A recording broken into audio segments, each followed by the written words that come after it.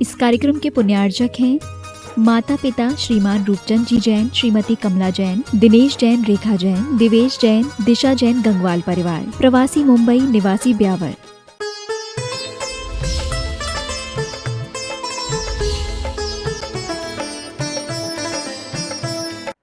शांतिनाथ भगवान की स्तुति के बाद कल आचार्य समंतभद्र स्वामी ने हम सबको कुंथुनाथ भगवान की स्तुति करते हुए एक श्लोक के माध्यम से बताया।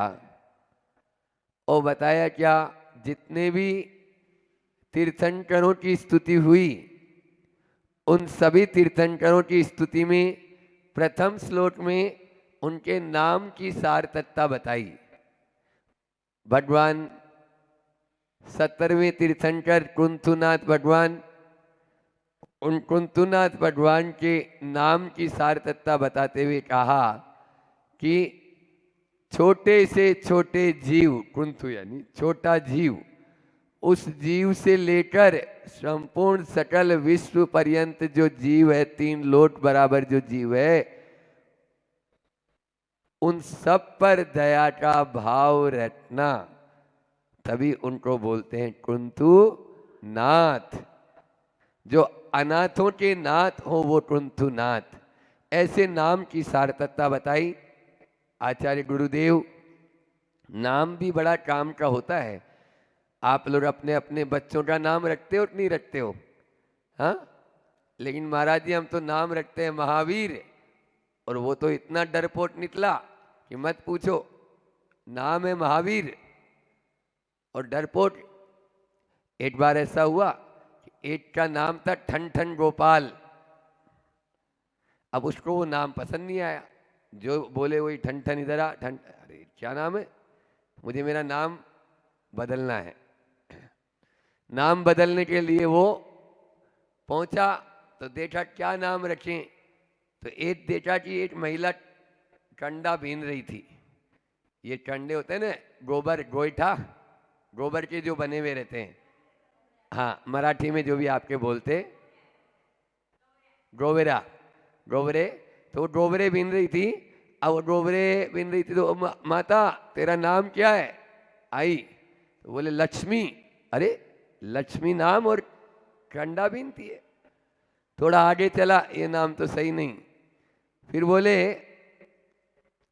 एक खेत में हल चला रहा था एक व्यक्ति, तो बोला भैया तेरा नाम क्या है? बोले हरपाल। अरे राजा का नाम हरपाल, जो सबका पालन पोषण करे, उसका नाम, और हल चला रहा है। आगे पहुंचा तो एक अर्थी जा रही थी, भैया कौन चले गए? बोले अमर सिंह। नाम अमर सिंह, और मर गए वे भी। अब वो आया वापस और अपने मन में चिंतन करता है, वो आपके सामने रखते हैं। वो बोलता है, मतलब बुंदेलखंड में, कि लक्ष्मी कंडा बीनती हर हाके हरपाल, और अमर सिंह भी मर गए, हम नोने ठन ठन पाल। नोने यानी अच्छे, हम नोने ठन ठन पाल, हम ठन ठन गोपाल या ठन ठन पाल ही अच्छे हैं। इस प्रकार से आदमी का नाम कुछ, लेकिन आचार्य भगवान जो हैं, गुरुदेव जो हैं, उन्होंने जो नाम रखे वो बहुत सार्थक नाम रखे। कोई भी महाराज जी का नाम रखा ने वो तदनुरूप रखा, चाहे वो निर्यापक श्रवण समय सागर जी हो। आप देखिए रविंद्र जैन ने, जब हम इंदौर में थे तो हमने दादा आए थे, रविंद्र दादा, तो समय सागर जी पास में बुलाया। जल्दी थी, हमने बोला 5 मिनट के लिए आए लेकिन आना होगा। उस समय हम ब्रह्मचारी थे तो आए। फिर मैंने बोला अब आए हो तो 2 लाइन तो सुनाओ, बिना सुनाए चले जाऊंगी क्या? तो उन्होंने कहा था, समय पर करे समय की बात, वो है समय सागर महाराज। समय सागर महाराज के ऊपर कि ऐसे समय सागर जी महाराज, ऐसे ही निर्योग सागर जी हों, समता सागर जी हों, प्रमाण सागर जी, सुधा क्षमा सागर जी, आप देखिए वो वैसे ही नाम रखे। तो ऐसे ही हमारा नाम भी उन्होंने रखा, चाहे दुर्लभ सागर जी महाराज जी हैं, चाहे हम हैं। तो नाम उनको पता कुछ भी नहीं, लेकिन आचार्य श्री जो ऐसा है ना कि जोड़ो तो बेजोड़ जोड़ो, है ना, उनको पहले से कोई मालूम नहीं, लेकिन अब प्रकरण चल रहा है तो आपको बता दे कि हमारा नाम उन्होंने कैसे संधान रख दिया। तो बात ऐसी थी कि हम पहले प्रमाण साढ़े जी साथ रहते थे, 10 साल तक उनके साथ रहे ब्रह्मचारी अवस्था में। उस समय संका समाधान अभी भी आता है, तो वो शुरुआत करवाना हुआ कि नहीं आपको तो बैठना ही है, जैसे अभी चलता है ना कि भाई शांति धारा होना ही है और अपना प्रवचन होना ही है, तो इस प्रकार से पहले भी चलता था कि चलो अब संका समाधान शुरू। आचार्य श्री जी मालूम नहीं ये सारी बातें देखो, लेकिन गुरुवर की कृपा ऐसी होती है कि जब उन्होंने हमें दीक्षा दी बीना 12 में, तो उनके मुख से नामोच्चारण हुआ संधान सागर। तो संका का स, शुरुआत का स ले लो और समाधान का लास्ट वाला धान ले लो, नाम क्या बन जाएगा। इस प्रकार से गुरुजी बेजोड़ जोड़ते हैं अपना आप ही, चाहे वो कोई भी सिद्धांत सागर प्रमाण सागर कोई से भी हो, तो नीरज सागर अपना आप ही वो नाम की सार्थकता। यहाँ पर भी कुंतुनाथ भगवान की स्तुति करते हुए आचार्य समंतभद्र स्वामी ने वही नाम की सार्थकता यहाँ पर बताई कि उन्होंने किस प्रकार से दया का पालन किया। और कल हमने आपको बताया था हमें भी उस दया का पालन करना है, समझ में आ रहा है। हाँ, उस दया को हमें दया ही धर्म का मूल है, यदि दया नहीं तो कुछ भी नहीं।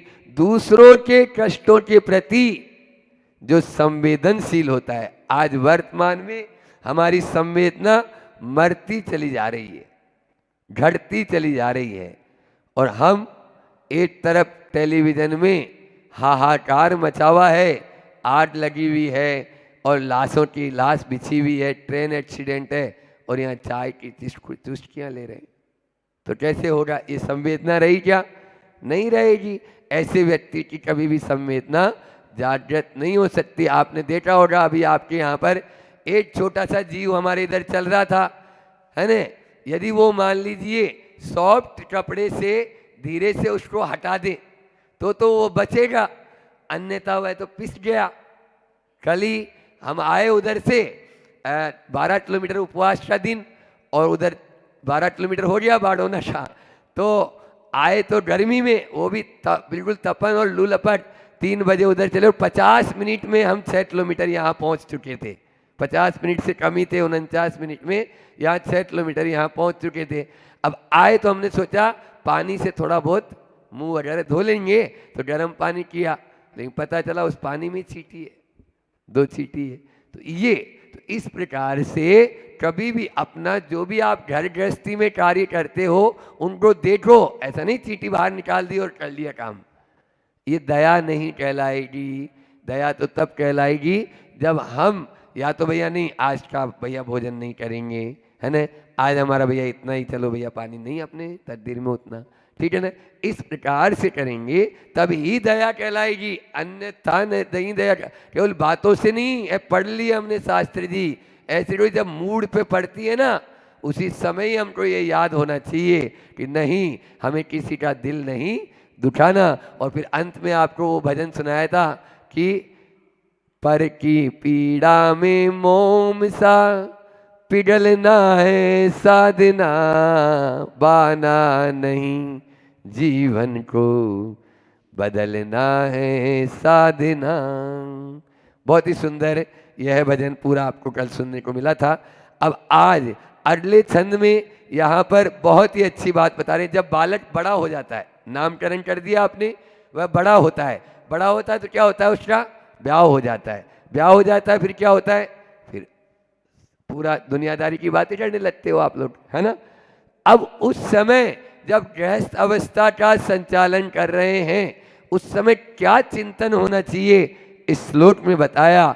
संपूर्ण गृहस्थों के लिए ध्यान देने वाला यह श्लोक, जीवन की वास्तविकता बताने वाला यह श्लोक, सभी द्रव्य क्षेत्र काल में हमें कैसे भाव रखना चाहिए, इस श्लोक के माध्यम से आचार्य भगवान बता रहे हैं। पहले अपन उच्चारण करते हैं। कल आपको मैंने बताया था कि जैसे भट्टामर और कल्याण मंदिर का अपन बसंत तिल का जो गुरुदेव का बहुत ही प्यारा छंद है, उस छंद में यह कुंतुनाथ भगवान की स्तुति आचार्य समंत भद्र स्वामी ने की। आज अपन दूसरा श्लोक इसका लेते हैं। तृष्णार्चिसः तृष्णार्चिस परिदहन्ति न शान्तिरासा मिष्टेन्द्रियार्थ विभवे परिवृद्धिरेव स्थितेव काय परितापहरं निमित्त मिथ्यात्मवान विषय सोच्य परान्मुखो भूत। बहुत ही सुंदर शब्दों में आचार्य भगवान कह रहे हैं कि किस प्रकार से हमारा चिंतन होगा जब हम वैराग्य की ओर बढ़ सकते हैं। सभी गृहस्थों के लिए ध्यान देने योग्य।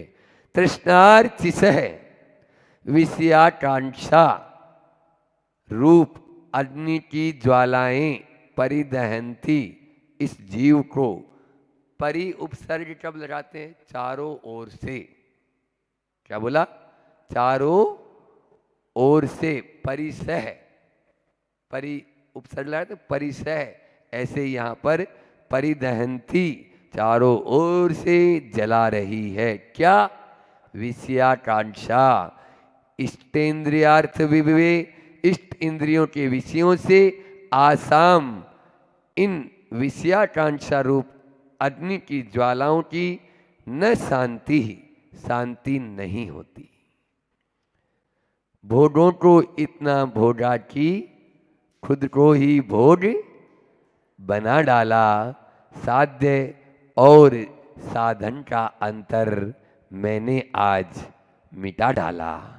यह गुरुदेव की वह अमिट पूजा जो एक कहते हैं, वह भी एक कृति अमर हो गई। जिसने बनाई इस पूजा को, पूजाएं तो आचार्य श्री जी पर 1000 से ऊपर बन गई, लेकिन एक ही महाराज ने कई तरह से पूजाएं लिखी गुरुदेव के ऊपर। लेकिन ये जो पूजा है, इस पूजा का कहना कुछ अलग बात। छोटे छोटे बच्चे भी यह पूजा मुठाढ़ कर चुके हैं। ऐसी वह भोगों की याद या भोगों का वह भोगना, विषयाकांक्षा कभी भी तृप्त नहीं हो पाएंगे। आचार्य श्री जी का एक संस्मरण बीच में याद आया कि एक बार गुरुदेव जब शुरू का जो बैच था उनको पढ़ा रहे थे, और एक क्लास होती, फिर दूसरी क्लास, फिर तीसरी क्लास। जैसे अभी कन्नड़ में थे ना हम लोग, तो सुबह से लेकर शाम तक लगभग 7-8 क्लास चलती थी। सुबह हम उठते थे 6 बजे से हम क्लास लेना शुरू, फिर महाराज जी का, फिर हमारा, फिर प्रवचन, फिर उसके बाद में क्लास। आहार से आए तो क्लास, सामायिक से उठे तो क्लास, शाम को भक्ति के पहले, फिर शाम को आचार्य भक्ति के, इसके बाद यानी जो रात में एक जो है बच्चों के युवा वर्ग की क्लास। कल बच्चे आए थे ना यहाँ पर। तो इस प्रकार से आचार्य श्री जी भी अपनी जवानी में इसी प्रकार से देते थे। तो एक शेठ जी आए, उस समय एनी कार चलती थी, एनी, उससे तो आचार्य श्री से जुड़े थे दर्शन करने। नैनागिरी की बात, अब वो दर्शन किए, वो सोचे अभी थोड़ी देर बाद में क्लास खत्म हो जाएगी, थोड़ी देर बाद में, लेकिन एक क्लास, 1.5 घंटे की क्लास, फिर वापस दूसरी क्लास, वो खड़े ही है। तो फिर जब क्लासें पूरी हो गई, थोड़ी देर आचार्य श्री जी बैठे, तब तुरंत ही वो बोलते हैं, आपने तो अपने शिष्यों को बहुत विषय दे रखा है, बहुत विषय दे रहे हैं। गुरुदेव का जो जवाब था वो लिखने लायक है कि विषय दूंगा तभी तो विषय छोड़ेंगे, विषय दूंगा तभी तो विषय छोड़ेंगे। पंचेंद्रियों के विषय से यदि दूर होना चाहते हो तो बस माँ जिनवाणी की शरण में, स्वाध्याय की शरण में आ जाओ, वो सारे के सारे विषय छूट जाएंगे। यहाँ पर भी आचार्य कुंतुनाथ, आचार्य समंत भद्र स्वामी कुंतुनाथ भगवान की स्तुति करते हुए कह रहे हैं कि तृष्णा के माध्यम से, कभी भी इच्छाओं के माध्यम से, विषयों की आकांक्षा के माध्यम से कभी भी हम इंद्रियों को तृप्त नहीं कर सकते हैं, कभी भी शांति को प्राप्त नहीं कर सकते हैं। किंतु क्या होता है, परिवृद्धि इव, मतलब सब ओर से वृद्धि को ही प्राप्त होती है।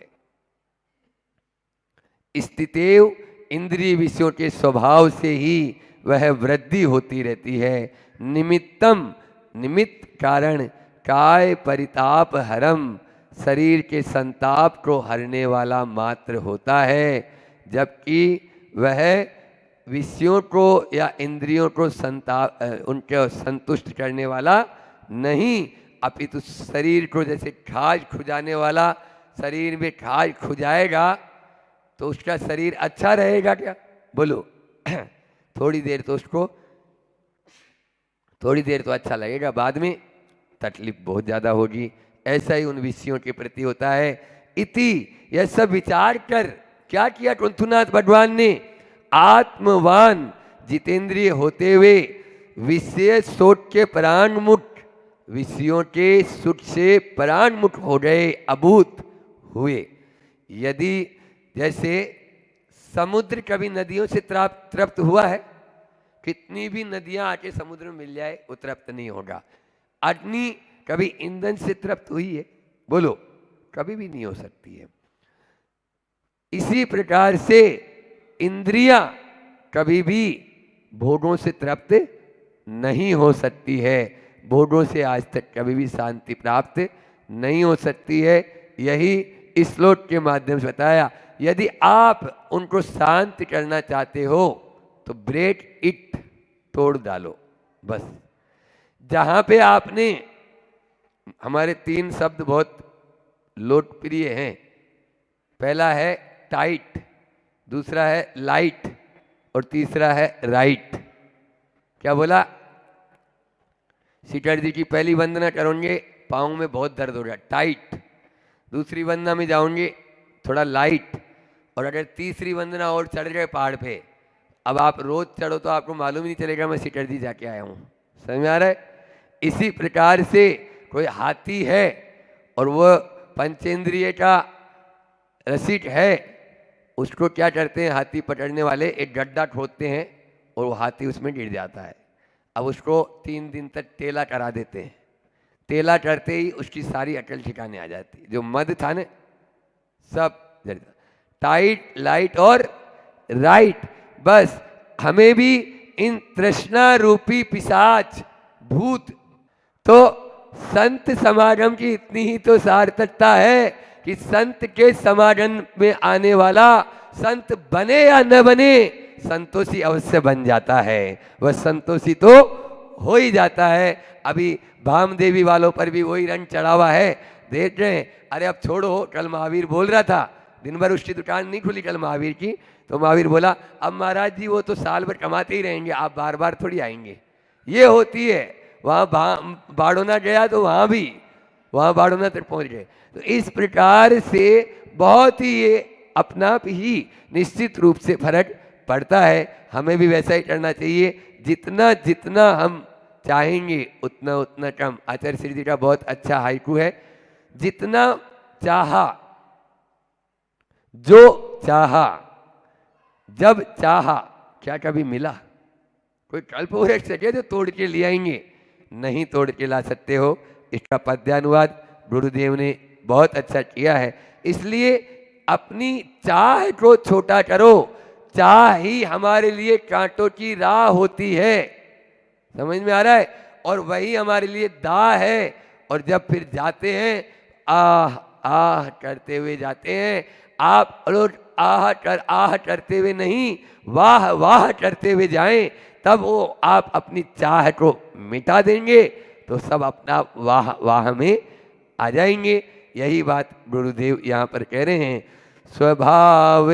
स्वभाव से ही तृष्णा ज्वाला सदा दधकती वह जलती, भोग्य वस्तुएं भले भोग लो तृष्णा बुझती नहीं बढ़ती, विषय सोच तो निमित्त केवल हर सकते तन ताप भले, विमुख हुए हैं अतः विषय से मुनि बन शिव पथ आप चले। उन विषयों से परान्मुख होकर आपने मुनि पथ को धारण कर लिया।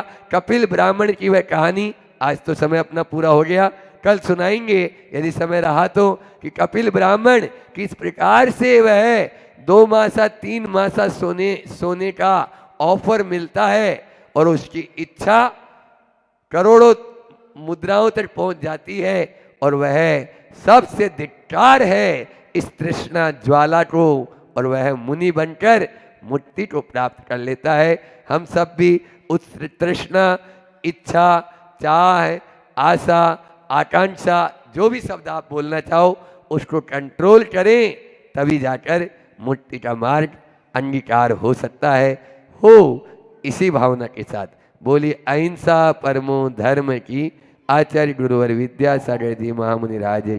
भगवान के बाजू में बैठना है, वो तीर्थंकर बनने की कला को आत्मसात करना है, वो भगवान बनने की हैसियत को अपने अंदर लाना है, उसकी चर्चा चल रही है और मंगलाचरण अपना है। तीर्थंकर बनना है तो हिंसा का तांडव हटाना होगा, तीर्थंकर बनना है तो झूठ का वमन करना होगा, तीर्थंकर बनना है तो चोरी का दामन छोड़ना होगा, तीर्थंकर बनना है तो कुशील का जाल तोड़ना होगा, तीर्थंकर बनना है तो परिग्रह का आग्रह छोड़ना होगा, तीर्थंकर बनना है तो जीवन को निर्दोष बनाना होगा, तीर्थंकर बनना है तो सप्तशील की ओर मुड़ना होगा, और तीर्थंकर बनना है तो अष्ट प्रवचन मातृकाओं की ओर झुकना होगा। और बात चल रही है कुशील पर, बात चल रही है आचरण पर, कि आचरण को क्या करना पड़ेगा, छोड़ना, हमें कुशील का जाल तोड़ना पड़ेगा।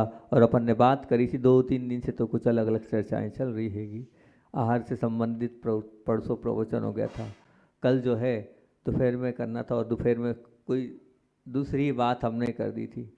कौन सी बात करी थी कल दोपहर में? कल आप लोगों से बात करी थी हमने कि गुरु के प्रति और शास्त्र के प्रति और साधनाओं के प्रति अहोभाव, आदर भाव और सद्भाव की बात करी कल, लेकिन इतने अच्छे से हम बोल नहीं पा रहे थे, क्या पता वहाँ का क्या माहौल, माइक वगैरह था, जैसा भाव था वैसा कल नहीं हो पाई प्रस्तुति। होता है कभी कभी कहीं कहीं पर, ठीक है। तो वो परसों की जो बात थी वो हम बोलना चाह रहे हैं कि जानना अलग है, पाना अलग है। जानना अलग है, पाना अलग है, देख लेना अलग है और पहुंच जाना अलग है। जानने के लिए ज्ञान चाहिए, पर पाने के लिए आचरण चाहिए, ये बात बोली थी हमने। और उसके बाद हमने आपसे बोला था कि वर्तमान युग की आश्चर्य ये सजित हुआ है कि सुख को पाने के लिए और दुख को दूर करने के लिए इंसान जो जो जानकारी मिलती है वो पुरुषार्थ करता चला जाता है। वैसे ही पैसा, परंतु क्या पैसा के मार्ग पे भी जाने के लिए वो बिल्कुल पुरुषार्थ करता है, बाजार जा रहा है, बिल्कुल दुकानदारी कर रहा है, सब कर रहा है, बीमार हो जाता है तो वो रोग से मुक्त होने के लिए सब कुछ करता है, जो जो बोलता है। पर केवल पुण्य और पाप के क्षेत्र में, पतन और उत्थान के क्षेत्र में, धर्म और अधर्म के क्षेत्र में मात्र महाराज जी की बात सुनता है, इधर से सुनता है और उधर से निकाल देता है। ये बड़ी कहानी है, उसको करना नहीं है, उसको मानना नहीं है, क्योंकि उसको कष्ट स्वीकार नहीं है, उसको प्रलोभन छोड़ना नहीं है। और ये वाली बात बोली थी कि जिसके होठों पर हंसी और पाँवों में छाले होंगे, मालिक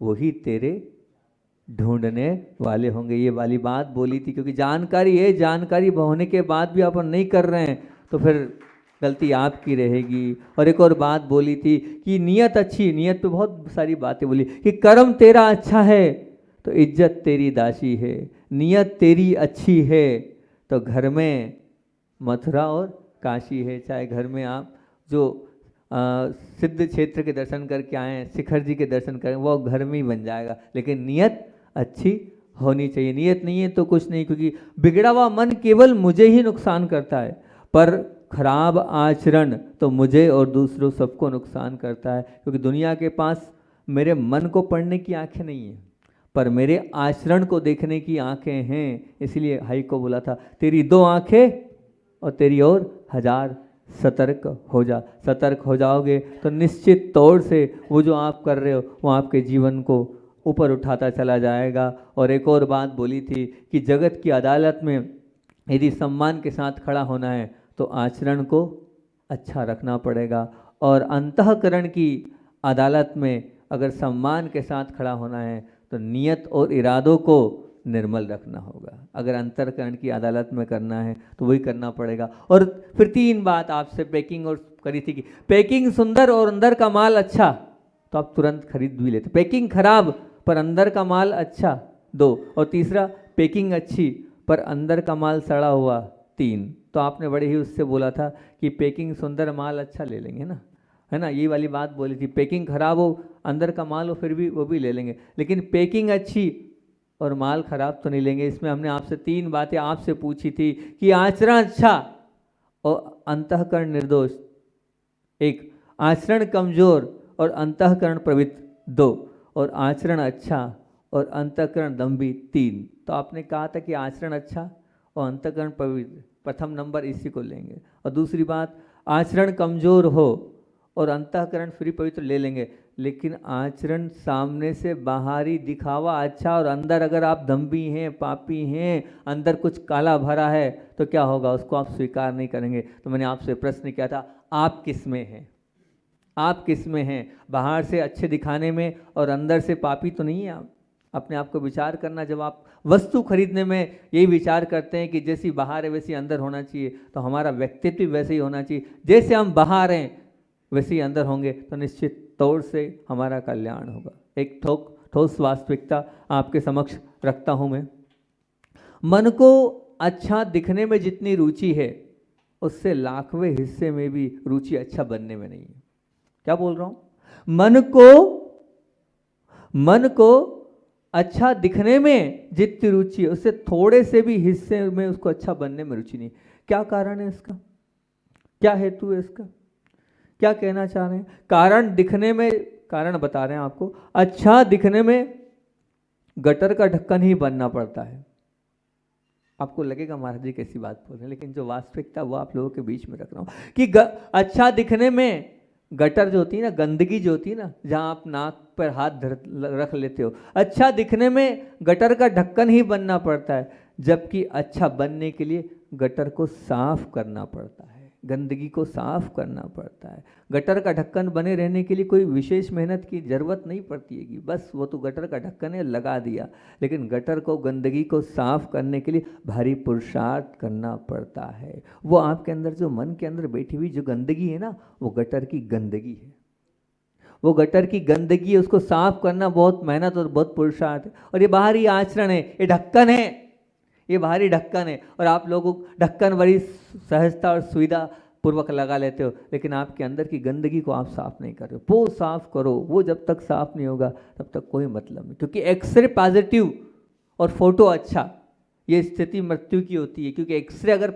बाहर का रूप से मतलब नहीं, अंदर का एक्सरे अगर पॉजिटिव है तो कोई मतलब नहीं। इसीलिए दम्भी, कपटी और चालाकी अगर अंतरंग में के साथ आप है और केवल आचरण आपका अच्छा है तो दुर्गति का कारण ही बनेगा। बस मन को पवित्र कर लो। लगातार 3, 4, 5 प्रवचन वही हो रहे हैं, हो सकता है और भी वही प्रवचन हो। बस मेरा भाव ये कि आपका आचरण पवित्र हो जाए, आपके विचारों में शुद्धता आ जाए, आपके अंदर निर्मलता आ जाए। क्योंकि पानी में है, और पानी के सागर को तैरने की अपेक्षा विचार के सागर के तैरने में दम निकल जाता है।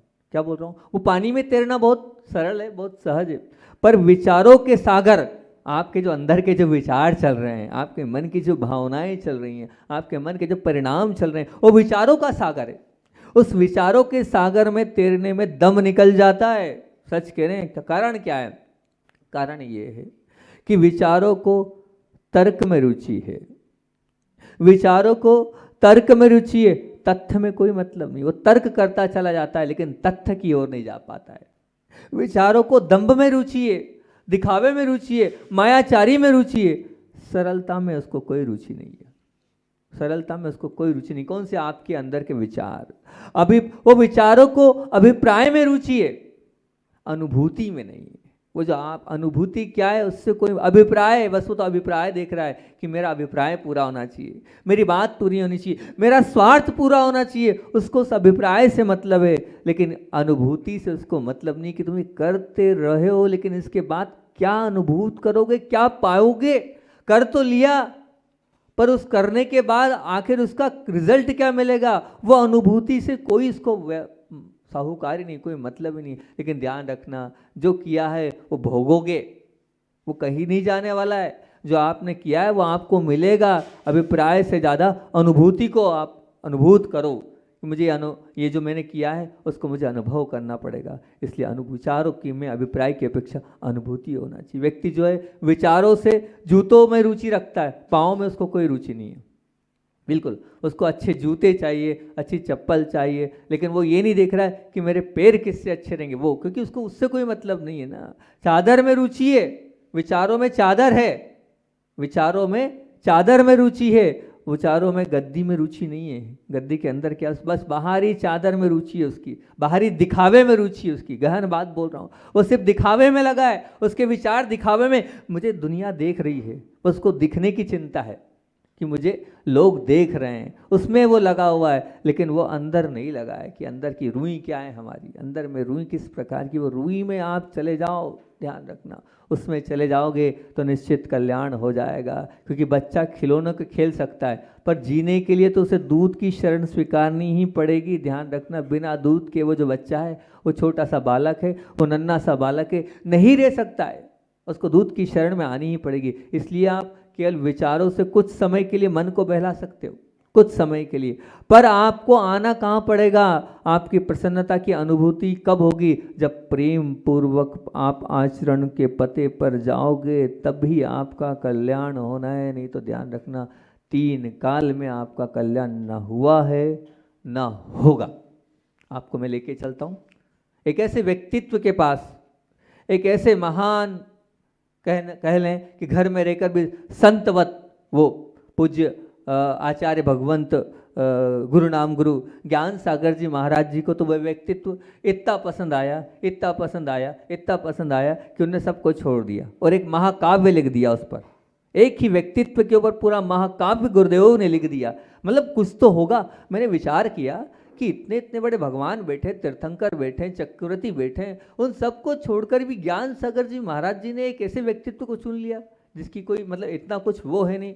क्या ऐसा खास था उस व्यक्तित्व के अंदर कि उन्होंने इतना बड़ा ग्रंथ, और जिस पर वो जो ग्रंथ लिखा है वो ग्रंथ ऐसा लिखा है कि ब्राह्मण लोग भी उसकी संस्कृत टीका को, उसके संस्कृत व्याख्या को कर नहीं पाए। ऐसा गहन महान ग्रंथ आचार्य गुरु नाम गुरु ज्ञान सागर जी महाराज जी ने उस व्यक्तित्व पर लिखा। तो मैंने कहा जरूर निश्चित ये व्यक्तित्व कोई समान व्यक्तित्व नहीं होगा, कोई महान व्यक्तित्व है, इसके अंदर कुछ ना कुछ तो खासियत होगी, तभी तो सब छोड़कर आचार्य ज्ञान सागर जी ने वहाँ दृष्टि करी। उसी व्यक्तित्व की बात आज आप लोगों के बीच में कर रहा हूँ। वो व्यक्तित्व आज के प्रकरण में बताने योग्य है और आपको एक मोटिवेशन, पुरुष वर्ग बैठा है विशेष तौर से, पुरुष वर्ग के सुनने समझने के योग्य वो व्यक्तित्व है। वो व्यक्तित्व करोड़ों वर्ष पूर्व की ये बात कह सकते हैं हम कि सबसे जब प्रारंभ की बात है ये, और प्रारंभ में कुंजांगल देश में हस्तिनापुर नगर था और हस्तिनापुर नगर में सोमप्रभ राजा और उनकी रानी लक्ष्मीपति थी और उनके एक पुत्र का जन्म हुआ। और जन्म होते ही नाम भी उन्होंने इस प्रकार से रखा क्योंकि उसके अंदर वो गुण दिख रहे थे, वो गुणों से संपन्न था, यथा नाम तथा गुण से संपन्न था। उनका वो उस पुत्र का नाम रखा जय कुमार। जय कुमार उस पुत्र का नाम रखा, और पुत्र था ही जब जय कुमार नाम ही है तो बस वो अपने खुद के गुणों से, अपने खुद के शौर्य से, अपने खुद के वीर से वो ऐसा बलवान था कि जब जहाँ जैसा जहाँ जाए वहाँ सबको अपने कब्जे में कर लेता था, सबको अपना बना लेता था। उसकी सुंदरता ऐसी थी कि जो देखता था वो देखते ही रह जाता था। बहुत सर्वगुण संपन्न वो पुत्र उत्पन्न हुआ जय कुमार। जब उत्पन्न हुआ तो अब क्या, जो अच्छी चीज़ होती है उसकी सुगंध तो क्या है, आप कितने ही सुगंध को रोको, कमरे में भी बंद करो, लेकिन रहेगी क्या, वो खिड़कियों से भी और छेदों से भी बाहर हो जाएगी, कितना भी आप बंद कर लो। जो अच्छा व्यक्तित्व होता है वो तो अपने आप फैलता चला जाता है और फैलता चला गया। योग संयोग की बात थी कि भरत चक्रवर्ती के क्या हुआ, भरत चक्रवर्ती के जब 3 एक साथ बता रहे हैं कि क्या उपलब्धियां हुई। सबसे पहला आदिनाथ भगवान को कल ही महाराज जी ने बताया था, केवल ज्ञान की प्राप्ति हुई पहला। दूसरा उनके रणवास में पुत्र उत्पत्ति हुई, और तीसरा चक्र उत्पत्ति हुई। अब चक्र उत्पत्ति की हुई तब उन्होंने विचार किया कि मुझे कहाँ जाना है, मुझे जाना कहाँ है। अब पूरे इस भरत क्षेत्र पर ही नहीं बल्कि 6 खंड पर राज्य करने जाना है। और राज्य करने की अपेक्षा से उन्होंने विचार किया, लेकिन मैं जा तो रहा हूँ, लेकिन किसको प्रमुख बनाऊं, कौन मेरा सेनापति बनेगा, कौन मुझे वहाँ तक पहुँचाएगा, कौन मेरे दल का जो है प्रधान बनेगा। बहुत विचार करने के बाद, बहुत मंत्रणा करने के बाद उन्होंने एक ही बात पाई कि बस वो जो कौन है वो राजा सोमप्रभ का पुत्र जय कुमार है, वो सेनापति बनने योग्य है। और सेनापति बनाने की भावना के साथ आमंत्रण किया और उनको जय कुमार को सेनापति बनाया। और उनके तत्वाधान में, अध्यक्षता में जो है वो 6 खंड को जीतने के लिए निकले। और जब वो 6 खंड को जीतने के लिए निकले तो उनके शौर्य और वीर से उन्होंने एक ही बात बोली, तात आप बैठे रहना, आपकी ज़रूरत नहीं है। भरत चक्रवर्ती से बोला, आपकी आवश्यकता नहीं है, आप तो बस बैठे रहो, आपको बैठना है, बाकी सब मैं करता चला जाऊंगा। वो चलते चले गए, अनेकों योद्धाओं को परास्त करते हुए मिलेक्ष में चिलाता नाम का राजा था, उनको भी उन्होंने क्या पराजय कर दिया। आवर्तक नाम का एक बहुत बड़ा योद्धा था, उनको भी क्या कर दिया, उन्हें भी पराजित कर दिया। पराजित करते करते करते करते वो आगे बढ़ते चले गए। सभी तरह से कोई भी उन्हें अपराजित नहीं कर सकता। वो अजय जय कुमार जो है वो अजय बन गए और चलते चले गए। यहाँ तक कि बात ही बात में मेघ जाति के देवताओं को उन्हें जीत लिया। जब उनको जीता तो चक्रवर्ती से रहा नहीं गया, और चक्रवर्ती तो थे नहीं भी हाल, लेकिन भरत ने कहा कि इस जीत के खुशी में मैं तुम्हें एक उपाधि देता हूँ, और उपाधि दी मेघेश्वर की उपाधि उनको प्रदान करी, और मेघेश्वर जय कुमार की उपाधि के साथ उन्हें विभूषित किया। अब वो इतने शौर्य और वीरवान थे और उनकी ख्याति चारों तरफ तो थी ही थी। और जब भरत चक्रवर्ती बड़े प्रसन्न थे, और योग संयोग की बात है कि इस कलिकाल के प्रथम में ही एक राजा अकम्पन जी हुए। अब वो अकम्पन तो थे, लेकिन उनके पास उनकी एक सुपुत्री थी सुलोचना। वो जो सुपुत्री सुलोचना थी वो इतनी सुंदर थी। अब उन्हें ये लग रहा था कि जितनी गुणवान मेरी पुत्री है, जितनी धर्मज्ञ मेरी पुत्री है, वैसा कोई ना कोई वर मिल जाए। और हर पिता को एक ही चिंता होती है, जिस दिन उसके यहाँ पुत्री का जन्म होता है उसी दिन से उसको एक ही चिंता होती है कि ये मेरी पुत्री है, ये अच्छे स्थान पर जाए, अच्छे स्थान पर इसका वरण हो, अच्छा इसको पति मिले और ये सुख के साथ रहे। हर पिता को ये चिंता रहती है। और वही जो चिंता अकम्पन को भी थी। और उस वक्त जो अकम्पन को चिंता थी तो फिर सभी से बात बोले, किसको दें किसको ना दें, क्या करें क्या ना करें। उस वक्त वहाँ पर एक संरचना प्रथम बार हुई इस युग के आदि में कि क्यों ना स्वयंवर रखा जाए। और स्वयंवर के द्वारा सबसे पहले स्वयंवर प्रथम वहीं से स्वयंवर की वो परंपरा प्रारंभ हुई। और यही हुआ, स्वयंवर की वहाँ पर बात हुई और पूरे राजाओं को सबको बुलाया गया, सब आए, सब इधर भरत चक्रवर्ती के राजा भी पहुँचे, भरत चक्रवर्ती के राजा के बेटे भी पहुँचे। और वहाँ पर जब गए तो अर्ककीर्ति कौन था, भरत चक्रवर्ती का सुपुत्र अर्ककीर्ति, वो भी पहुँचा। अर्ककीर्ति तो पहुँचे ही, साथ साथ में जय कुमार भी पहुँचे। अब वो पूरे राजाओं के बीच में वरमाला तो किसको डालनी है, सुलोचना को डालनी है। वो तो उसकी इच्छा, वो जिसको डाले, इसमें तो कोई रोक टोक है नहीं, जिसको पसंद करे। अब वीर्य में, रूप में, शौर्य में, सब में उसने किसको वरमाला डाल दी, जय कुमार को डाल दी, जय कुमार को वरमाला डाल दी। भरत चक्रवर्ती का सुपुत्र वो एक तरफ खड़ा रह गया और वो उनका सेनापति जय कुमार उसको वरमाला डाल दी। जैसे ही वरमाला डाली तो फिर क्या था, वरमाला डालते ही जो अर्ककीर्ति था वो आंख बबूला हो गया। अब वो तो होगा मेरा अधीनस्थ, मेरा छोटा, मेरा काम करने वाला, वो उसको डाल दी। बस वो आक्रोशित हो गए। आक्रोशित होने के बाद उन्होंने युद्ध की भेरी बजा दी, अपने ही सेनापति से युद्ध के लिए तैयार हो गए।